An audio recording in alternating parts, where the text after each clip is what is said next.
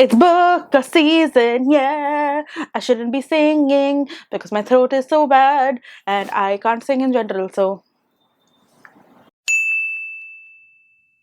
Hello, and welcome to my channel. My name is Smriti, and I like to read, and I am here today to talk to you about the Booker Longlist that has just been released today, which is the 30th of June 2024. So every year since I don't know when, the Booker has a jury that then comes out with the Booker Dozen, which is basically 13 books that are longlisted as supposedly the best of literature from essentially like September to the next September. So yeah, we have 13 books which I have now poured over. I have gone through what they are about. I have read some reviews, and now I'm going to tell you what they are about, but I'm also going to list them based on my interest in them, based on like what I've read about them, but also like what I have seen people say about it. So that's what I'm gonna do. I'm gonna tell you what it's about. You tell me if you are interested in any of these books, if you've actually read any of these books, because I plan to read, I think, at least like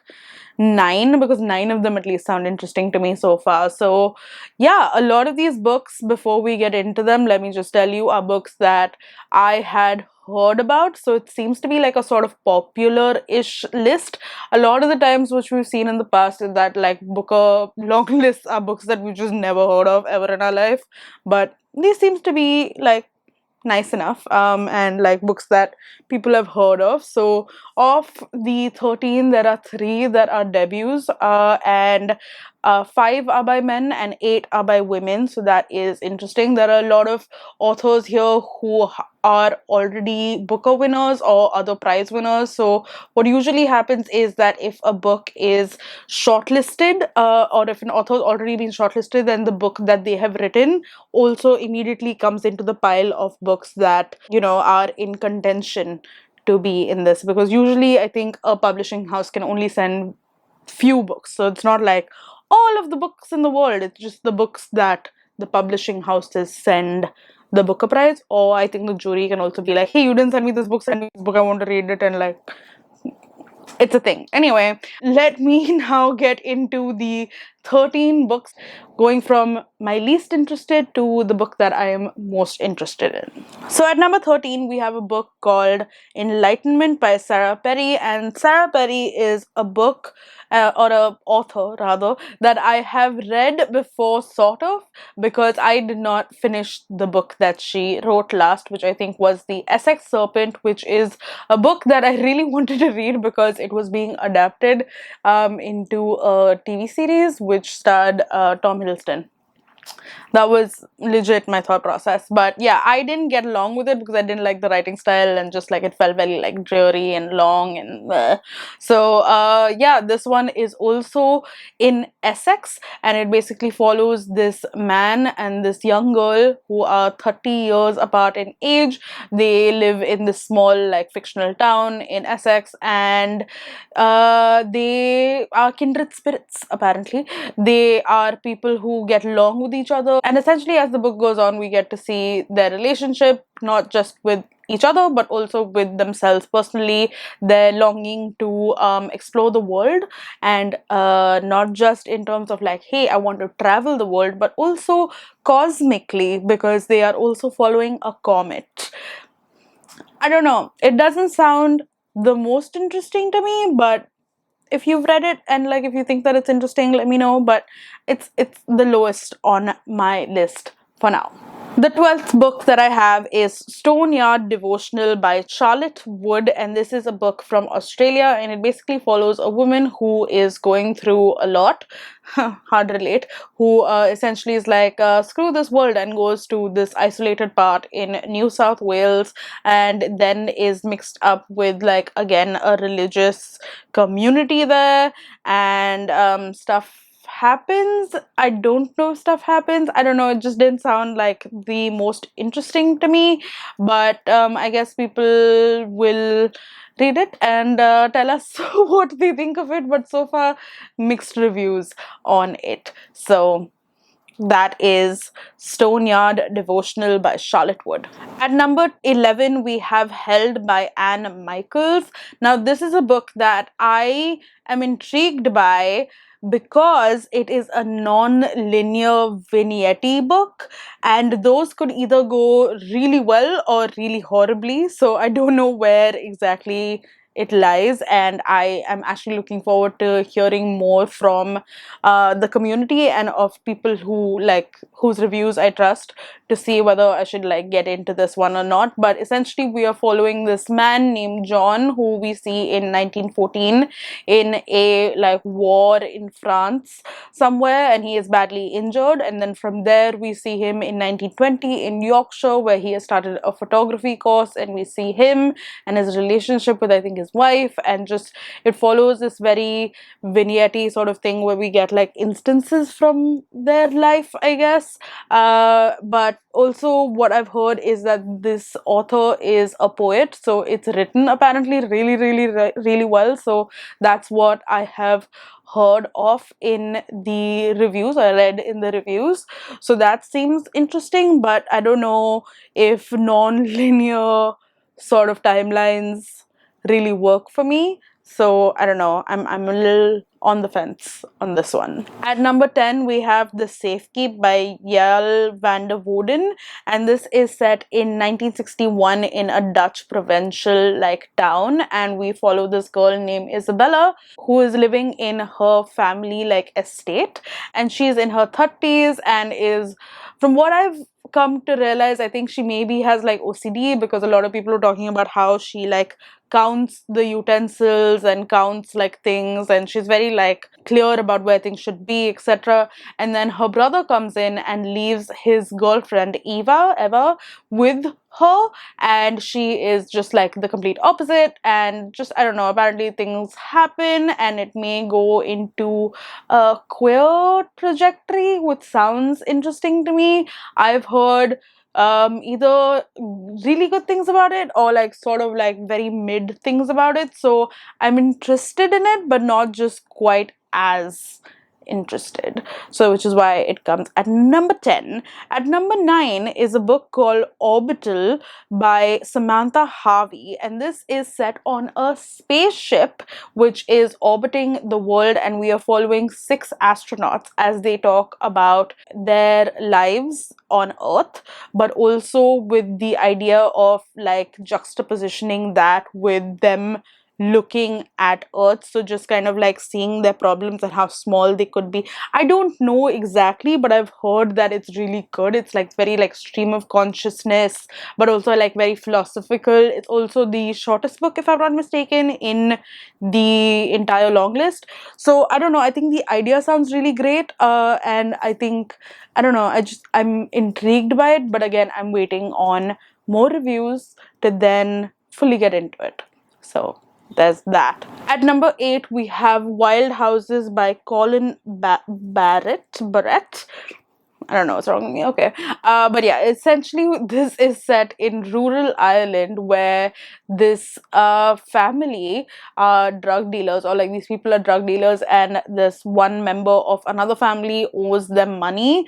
So they kidnap the brother of that guy, and then there are a lot of hijinks that happen. So there's crime, there's drugs, there's violence, and a lot of these things happening. And there's also like the guy's girlfriend, the guy who got kidnapped, his girlfriend is involved. It's just, it seems like an interesting time, and it kind of gives me like, in my head when I was reading through all of this, it gives me like Guy Ritchie vibes almost. Like I feel like it would be a, in my head when I'm going to be reading it, I'm going to be imagining it like shot like a Guy Ritchie film, you know. But I could be totally wrong. I could be totally wrong, but I think it might be, and just a, like a fun, interesting sort of time. It's supposed to be funny, but I don't know. I think that it'll be interesting to see what it is about.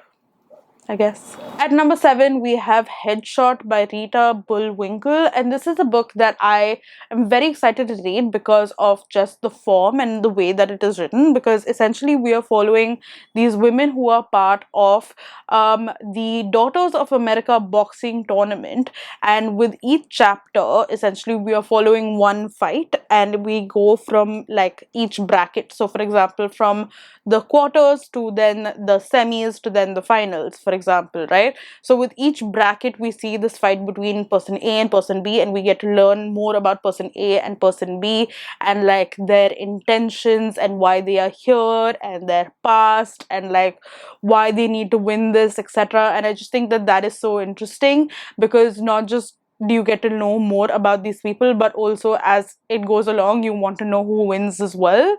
And I don't know, I just think that like it's such an interesting way to like sort of write a book about these female athletes, but also like their thoughts, but like in brackets, I guess, with like the Olympics and all. Also, like it just seems fun and interesting and just like a interesting time. All right, at number 6 we have a book that I have heard a lot about, and maybe you have heard about as well, which is Wandering Stars by Tommy Orange. Now Tommy Orange has written a previous book called There, which is funnily enough a prequel and a sequel to this book, because essentially this book is split into two timelines. One is in 1864 and one is in 2018, if I'm not mistaken. Yes, 2018. And there happens in the middle of both of these.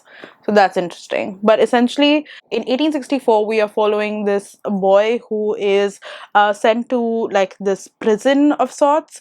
And by the way, I should have said this earlier. Tommy Orange is indigenous, and he writes a lot about like indigenous characters and people and like their lives and just like things that happen in their culture, as well as like how they react to the world and how the world reacts to them. So that is always very interesting. So essentially, Star is a young survivor of the Sand Creek massacre and is brought to Fort Marion Prison Castle, where he is forced to learn English and practice Christianity. And then his son is also sent to it, and there is a lot of violence, because like basically they try to like take away their culture and like language and history and like practices, etc., from them, right? And there his son Charles meets this person named Opal Viola, and they form a bond. But in then 2018 there is another person named Opal Viola Victoria Bear Shield, who is trying to hold her family together after there is a shooting that nearly kills her nephew, I think. And then we get to see like how she handles it, but also how her nephew handles it, but also how her brother handles it, and like all of that sort of stuff. And I just think that like it'll be very interesting to learn more about this, because like gun violence freaks me out, but it's very prevalent in the US. And yeah, I just think that like I've heard really good things about Tommy Orange and the way that he writes. So yeah, I'm just excited to read this book. The fifth one is a book that has not been released yet. This is what the Booker does sometimes. It longlists books that won't even be released by the time they're shortlisted. Like, you know, by the time the shortlist comes out. So like, I don't understand. But yeah, there are two of those, but this is the fifth one, which is Creation Lake by Rachel Kushner. Now, Rachel Kushner wrote a book called The Mars Room, which I think was shortlisted for either the Booker Prize or the Women's Prize in 2018, I would like to say. But yeah, this book is coming out in September, and it's basically this American woman spy who is sent to France to kind of spy on this cult of people who are like French subversives, is what it is called. And it seems like while she is in that cult, she starts getting seduced by the cult itself. And one, I like cult books. I like cult books. I like reading stuff like that, but just like the way that it was like written about and what people have had to say about it from like the early reviews, etc. And just also about how Rachel Kushner's previous books were received. I have really heard very good things about those as well, so I'm intrigued. And honestly, cults seem fascinating. Like, also, apparently, this cult wants to go back to prehistoric times. I don't understand, but I think it'll be interesting. I think it'll be fun. So that seems like a good time. Number 4, we have a book that I think everyone has heard of, which is James by Percival Everett. Now, this is a book that basically takes inspiration or is about Jim from, if you remember, Huckleberry Finn by Mark Twain. So there is Jim in Huckleberry Finn, and basically we follow Jim from his perspective. So it not only follows things that happened in Huckleberry Finn, which honest to God, I have forgotten. I have read Huckleberry Finn, I don't know, so long ago, like Adventures of Tom Sawyer, Huckleberry Finn. I just completely have forgotten a lot of it. So while I do plan to read James, like my idea was that I'm going to read Huckleberry Finn, Tom Sawyer, and then read this, because this not only follows things that happened in that book, but also then later on as Jim moves forward, and wants to be reunited with his family, and just like a bunch of other things. And like it tackles the thing which I love about Percival Everett, and I've read one book of his which was longlisted for the Booker only last year, I think, is that he is so brutal yet like satirical and funny, and it's just like dry but also like, oh my, I don't know, I just think that it's really interesting. Also, I mean, it's not a book of his that I read, but I watched American Fiction, and I freaking loved that movie. So good. So American Fiction is a book that is a movie that was based on his book called Erasure, which I really, really want to read as well. But anyway, talking about books that I need to read James first. So I plan to read this one, but I also plan to do this with reading the Adventures. No, not Adventures of Huckleberry Finn. What was it called? Huckleberry Finn. Something. It's fine. I'm done. It's cool. It's, yeah. Plan to do both of those together. So, alright, now we are to our top 3. Now, for number 3, again, is another book that is not going to come out till September end, and the shortlist is going to be announced on September 14th. So that's just, I don't know what they're thinking. But this is a book that I've been meaning to read anyway, because it is by Richard Powers. Richard Powers is the man who wrote The Overstory, which is a book that I absolutely adored. I know that it is not for everyone, but it was for me. And while that book was about trees, I'm assuming this one is about the ocean. So that is exciting, because again, we are following different characters as they come together on this French Polynesian island that is said to be like a start of an experiment where they set like islands afloat in the ocean as like these little like autonomous, I wouldn't say autonomous, what are they called? Yeah, autonomous cities out on the open seas. So that sounds interesting, and I don't know, it's set in the world's largest ocean. This awe-filled book explores the last wild place we have yet to colonize in a still unfolding oceanic game, and interviews beautiful writing, rich characterization, profound themes of technology and environment, and a deep exploration of our shared humanity in a way that only Richard Powers can. I fully agree with all of these things. I think that he writes absolutely wonderfully. I think his characterizations have been some of the best that I've seen generally, and I think that the way that he writes about the environment and also like humanity is absolutely superb. So I really want to read this book, and I am very, very excited. So yeah, that is number 3. As for number 2, we have This Strange Eventful History by Claire Messud.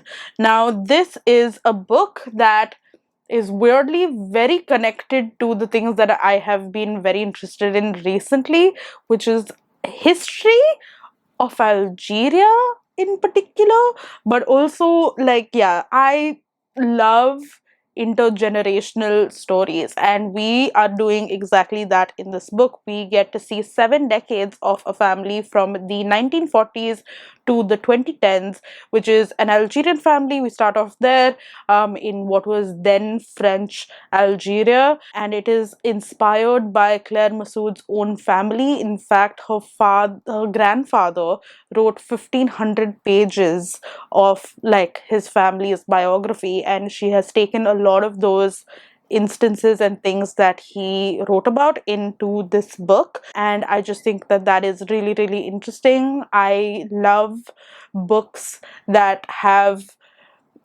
I don't know, intergenerational, but also take and explore their own like author's history. I think that it's very personal and just is done very well, in my honest opinion. So I am very intrigued by this strange, eventful history. Then the number one book that I want to read, which I've been actually meaning to read since like it came out, and then Eric, who's on booktube. I will link him down below along with the review that he did of this book, because I saw the review and I was like, okay, I need to read this book. Is My Friends by Hisham Matar. And Hisham Matar wrote this book called The Return, which is like a semi-autobiographical book about him going back to Libya. Basically, let me tell you what this one is about first, shall we? So this one is about this boy named Khalid, who is from Libya but comes to the UK for college, and then there is a protest that happens that he is sort of involved in, and then things go bad and it becomes very violent, and this is based on actual events that did take place, and he is now reflecting on his friends. That just sounds so great. And I've heard absolutely amazing things. There was this one review that I saw which was like, I read this on an airplane and I was like choking back my tears, and I'm like, I need some of that. I need to be choking back my tears, but I never choke back my tears. I fully sob. So I'm excited. This book sounds great. I've heard the writing is absolutely exquisite. I've heard amazing things about Hisham Matar and just the way that he writes. I really enjoy learning more about like history, and since this is based on something that actually happened, Hisham Matar is also from Libya. So yeah, exciting times. I think that it will be a really exciting book for me to pick up. I plan to pick it up literally tomorrow, so that is exciting. And I will come to you with my thoughts on some of these books, not all of them. As I said, I do not want to waste my time, but I will be coming back to you with definitely maybe like 2-3 different like videos on these books, as I have told you. So yeah, that is it for me. Let me know what of these books you are most interested in reading. Have you read any of them already? What are your thoughts? I don't know. That's all. Now I'm gonna continue to drink tea, have some more medicine so that my throat is I don't know what I'm saying anymore.